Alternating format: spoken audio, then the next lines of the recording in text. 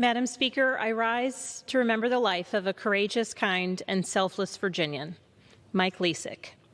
Service was an unwavering part of who Mike was. Throughout his career, Mike served as an Air Force firefighter, an assistant fire chief with the U.S. Department of Defense, and the assistant chief at the Huguenot Volunteer Fire Department in Central Virginia. As an Air Force firefighter, Mike deployed twice to the Middle East, and after coming home to Powhatan County, he was proud to serve in his local volunteer fire department. He cared deeply for his community and his country. A few years ago, Mike was diagnosed with multiple myeloma, a blood cancer linked to the dangerous conditions of his service as an Air Force firefighter. I first got to know Mike because the VA did not recognize this connection, and he wanted to do something about it. He wanted to learn more about how the system could be changed for the better and for the benefit of his fellow servicemen and women. This fight was not just about getting the support that he needed. Rather, it was about the thousands of firefighters just like him who faced this challenge. Mike truly wanted every veteran firefighter to get the care they deserved. Mike passed away earlier this year at the age of 41.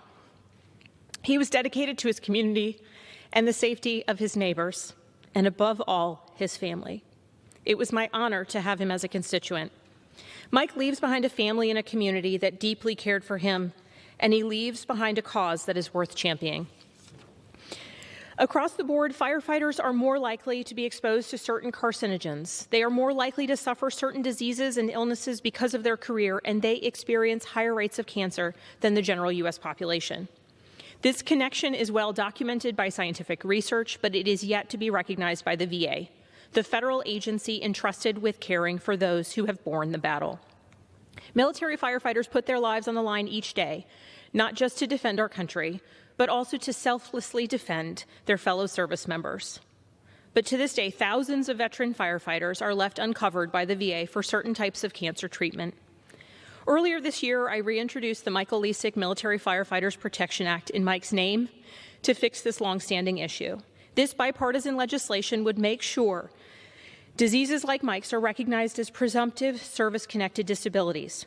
By recognizing the long-term effects of military firefighting and the diseases that can arise from this career over time, our bill would provide much-needed peace of mind and security to thousands of veteran firefighters and their families.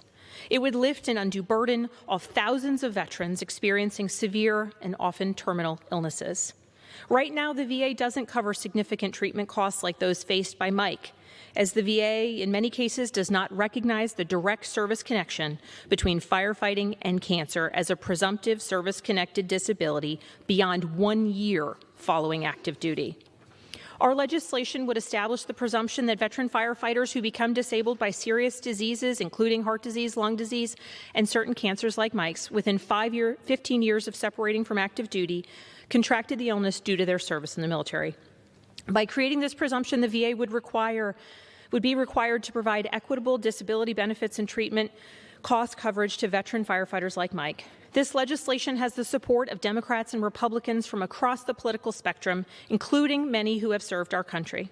Specifically, I'd like to thank my Republican colleague, Congressman Bacon of Nebraska, himself an Air Force veteran of nearly 30 years, for his continued partnership in leading this bill.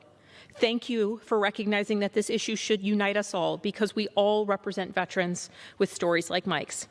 Even as he was engaged in the battle of his life for his life, Mike was eager to make progress on this issue. When I first reached out to Mike to ask whether he would like to be involved with the legislation, he never hesitated.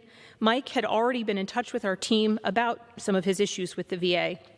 And when asked if he wanted to take up this challenge and make a difference through the legislative process, he said absolutely.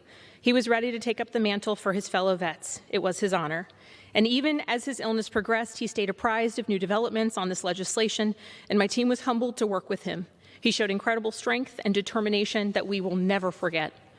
The Michael Lecik Military Firefighters Protection Act is about a fundamental question. How do we show our gratitude and appreciation to those who've served, to those who've put on the uniform, and to those who've worked under hazardous and dangerous conditions to keep their countrymen and their fellow service members safe?